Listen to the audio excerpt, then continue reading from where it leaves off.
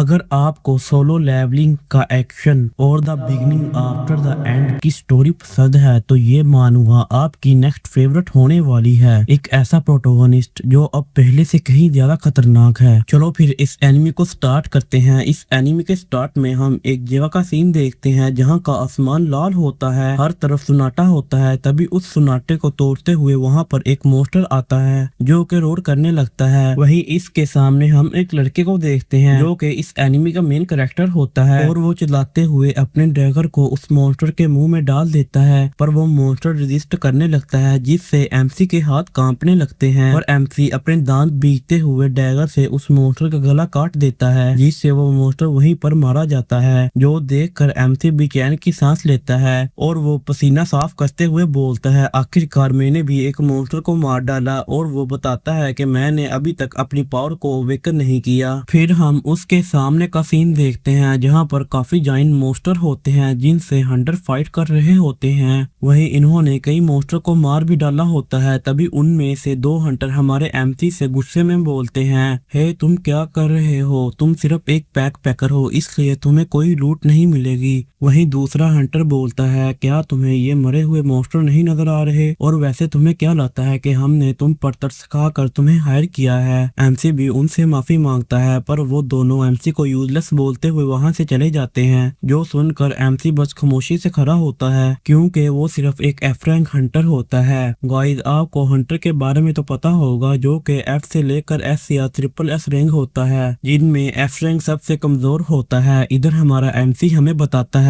जब से इस वर्ल्ड में डंजन अपेयर होने लगे तब से ही ये पूरी दुनिया चेंज हो गई। डंजन एक ऐसी जगह है जहां पर मुख्तलिफ मॉन्स्टर होते हैं। जब इस वर्ल्ड में पहला डंजन अपेयर हुआ तो लोगों में भी सुपर पावर अवेकन होना शुरू हो गई, जिसके बाद उन पावर के साथ लोगों ने डंजन को ढूंढ कर मॉन्स्टर को खत्म करना शुरू कर दिया। फिर उन पावर को देखते हुए इन्हें डिफरेंट रैंक में डिवाइड कर दिया गया। जो भी person high rank super power awaken करता है तो फिर उसे अपने फ्यूचर की फिक्र नहीं करनी पड़ती क्योंकि एक हाई रैंक हंटर को वो सारी फैसिलिटीज दी जाती हैं जो एक आम हंटर को नहीं दी जाती। और हमारा एमसी उसी मॉन्स्टर का कोड निकालते हुए बोलता है, लेकिन मैंने अपनी पावर को अवेकन नहीं किया, साथ ही मैं 35 साल का हूँ पर मैंने अभी तक अपनी स्टेटस विंडो को भी ओपन नहीं किया, जिससे मैं एक पैक पैकर बनकर रह गया हूँ जिसे हंटर कैरी करते हैं। और वो ऊंची आवाज में बोलता है, भले ही अभी तक मैंने अपनी पावर को अवेकन नहीं किया पर मैं हार नहीं मानूंगा। और जैसे ही वो सामने की तरफ देखता है तो वो सामने का नजारा देखकर हैरान हो जाता है क्योंकि सामने सारे हंटर मरे होते हैं। जो देखकर हमारे एमसी के भी पसीने छूटने लगते हैं, तो क्या सिर्फ मैं ही बचा हूँ। तभी वहाँ पर हम एक बहुत बड़े मॉन्स्टर को देखते हैं जिसे देखकर एमसी वहाँ से भागने लगता है। इधर वो एक ट्रिपल एस रैंक मॉन्स्टर होता है जिसका नाम एस्मोडियस है, पर हमारा एमसी अपने डैगर से उस मॉन्स्टर के ऊपर अटैक करने की कोशिश करता है पर एस्मोडियस बस अपना हाथ उठाता है और एमसी को पता चलने से पहले ही उसका हाथ अलग हो जाता है। जो देखकर एमसी की आंखें बाहर आने को होती है। एस्मोडियस हमारे एमसी की तरफ बढ़ने लगता है। इधर एमसी के बाजू में काफी दर्द हो रही होती है पर जैसे ही उसे भी एस्मोडियस के बारे में पता चलता है तो वो काफी डर जाता है, पर इसके लिए काफी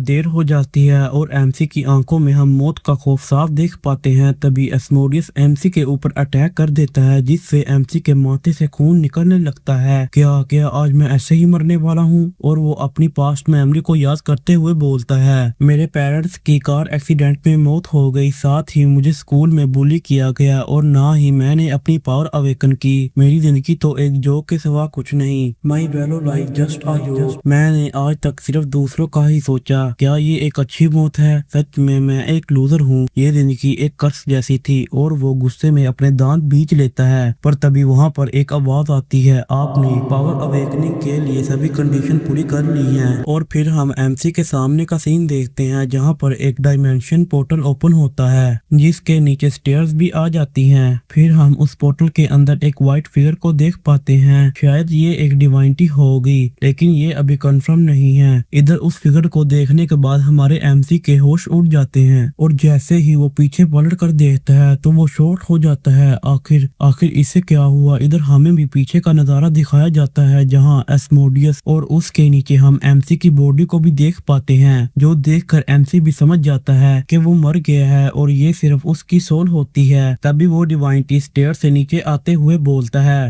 इस जैसे वीक मॉन्स्टर को फ्रीज करना तो कुछ भी नहीं। इससे ही तुम इस डिवाइनिटी की पावर का अंदाजा लगा सकते हो, जो कि एक ट्रिपल एस रैंक मॉन्स्टर को भी वीक बोल रहा है। उस डिवाइनिटी को बोलते हुए देखकर एमसी के पसीने छूटने लगते हैं और डरते हुए पूछता है, तुम कौन हो? जो सुनकर वो डिवाइनिटी बोलता है, बहुत से लोग मुझे किंग बोलते हैं, तुम जो चाहो वो मुझे बोल सकते हो और आज मैं तुम्हें तुम्हारी पावर लुटाने आया हूँ। और वो एक चेयर को समन करते हुए उस पर बैठ जाता है। इधर एमसी उसकी बातें सुनकर काफी कंफ्यूज होता है, आखिर ये किसके बारे में बात कर रहा है और क्या इसने ही एस्मोडियस को फ्रीज किया है, और उसे डिवाइनिटी की बातों पर यकीन नहीं होता। मैं तुम्हें अपना चूजन बंद बनाने आया हूँ। तुम्हारी विल पावर से मैं काफी मुतासर हुआ हूँ और तुम अपने आप को कमजोर समझना बंद करो। और वो अपनी पावर यूज करने लगता है, जिससे वहाँ तेज रोशनी निकलने लगती है, जो देखकर एमसी शॉक्ड हो जाता है। क्या चूजन वन? वेट, मुझे नहीं पता तुम क्या बोल रहे हो।